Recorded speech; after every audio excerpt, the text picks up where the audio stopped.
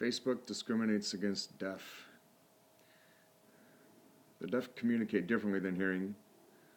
I have used technology, hearing aids, and now the internet my whole life to connect with people.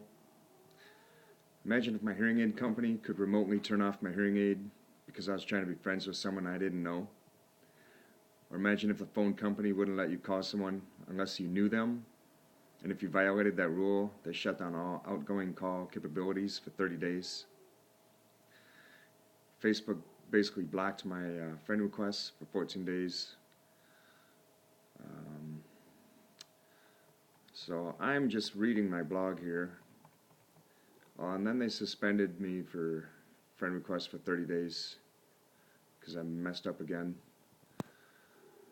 So basically, Facebook discriminates against the deaf by not letting us use modern communication technology to congregate as protected by the Constitution. The deaf have been kept apart by social engineering and legislation, all in the name of benevolent mainstreaming, inclusion, anti-discrimination, which is partly just enforced colonialism and homogeny.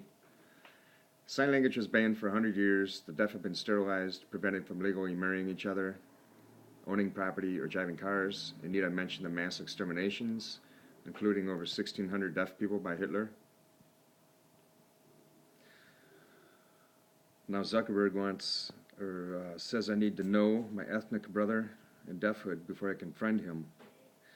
Well, how the hell can I be friends with my fellow deaf brothers and sisters in this cultural climate that for over a century has actively restricted our interactions with each other? I grew up as the only kid in my school with hearing aids. I did not know any other deaf or hard of hearing kids.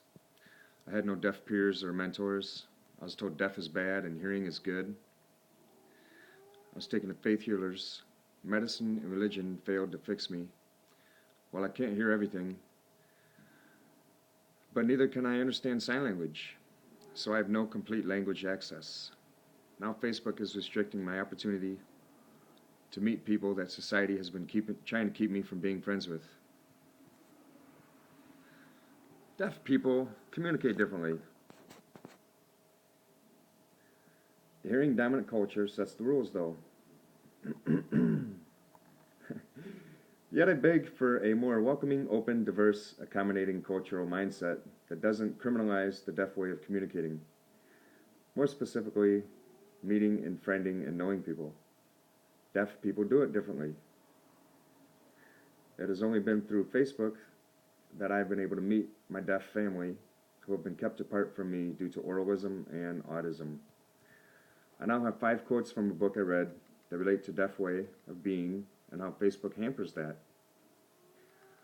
The book is by H. Dirksen L. Bauman, called Open Your Eyes, Deaf Studies Talking. This also challenges the notion of a defined geographical place as the prime site for social life. Hearing people have of course, also traveled, but they have had the ability to make ties at the place where they live, too. To deaf people and the deaf community, the traveling is necessary, and deaf people meeting each other across long distances are the glue in the deaf community. A phonocentric emphasis on local audible belonging as the normal human way to connect to each other may misguide both research and the researcher.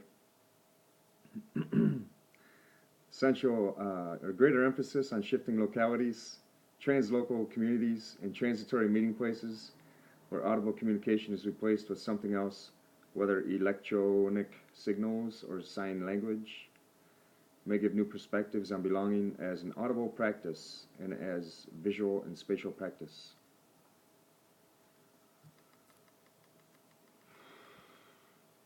It is often argued that the closing of clubs,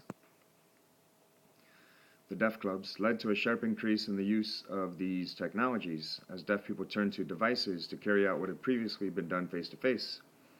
But the types of convenient technologies that are popular among deaf people today for reaching friends and communicating with them, pagers, email, voice relay, all were developed within the last 5 years, long after most clubs had already closed. The timing of a particular technology, the caption television or the text telephone, did not take place before social change. Instead, the technology was adapted after their social lives had changed, and after deaf people realized that their social circumstances were ideal for a new technology. The principle at work in the provision of these services is that it's wrong to construct, for example, a phone system that serves some people but excludes others, or to offer a college education that is accessible to some but not others, merely on the basis of physical, sensory, or mental differences. As far as I'm aware, every useful law in the United States protecting deaf rights has been based on this principle. So I could embellish on these ideas, and I've postponed posting about this since till today. I just got the 30-day suspension. I thought time was nigh. I just want to get it out there, and I think Facebook is honest in trying to conform my social interaction style into a hearing person's template. Society gave me hearing aids to interact. Now it has provided internet, but still the technologies seem to serve hearing people's norms more than empower the deaf person to be deaf. If I want to be a friend with a deaf person, chances are, in my experience, the only way I can meet them is through the internet. But Facebook says I need to know them first. But society has kept me from knowing any. Thank you. Visit brotheryellow.com.